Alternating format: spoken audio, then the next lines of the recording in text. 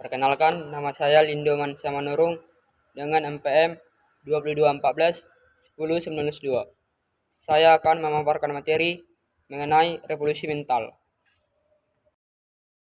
Revolusi mental ialah perubahan mendasar yang menyangkut cara hidup, cara berpikir, cara memandang masalah, yang semuanya menjelma dalam berperilaku dan bertindak.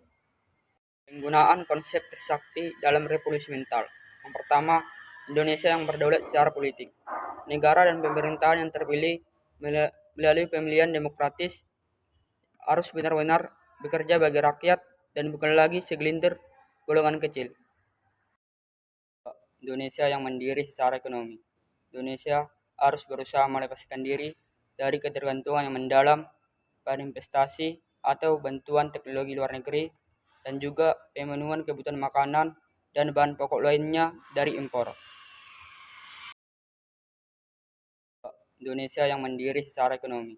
Indonesia harus berusaha melepaskan diri dari ketergantungan yang mendalam pada investasi atau bantuan teknologi luar negeri dan juga pemenuhan kebutuhan makanan dan bahan pokok lainnya dari impor. 3 pokok permasalahan bangsa. Yang pertama, merosotnya kewibawaan negara. Bagaimana harus meningkatkan kewibawaan negara dengan sasaran meningkatnya stabilitas politik dan keamanan negara, tata kelola birokrasi yang efektif dan efisien, serta pemberantasan korupsi. Yang kedua, melemahnya sendi-sendi perekonomian negara. Bagaimana menguatkan perekonomian negara dengan sasaran tumbuhnya ekonomi yang tinggi berkelanjutan, percepatan pemerataan keadilan, serta keberlanjutan pembangunan. Yang ketiga, merebaknya intoleransi dan krisis kepribadian bangsa. Bagaimana memperbaiki krisis kepribadian dan intoleransi dengan sasaran meningkatnya kualitas sumber daya manusia, mengurangi kesenjangan antar wilayah, dan percepatan pembangunan bidang kelautan. Nilai-nilai dalam integritas. Yang pertama, kejujuran. Seseorang dituntut untuk berkata jujur dan transparan, serta tidak berdusta, baik terhadap diri sendiri maupun orang lain. Yang kedua, kesabaran. Tahan menghadapi cobaan atau tidak mudah marah dan tidak mudah putus asa. Yang ketiga, kepedulian.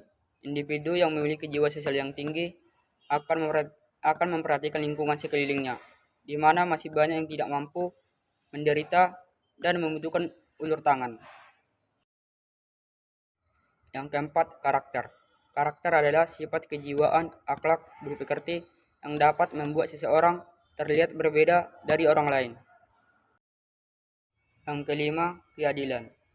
Keadilan dan karakter yang baik akan menyadari bahwa apa yang diterima sesuai dengan jerih payahnya.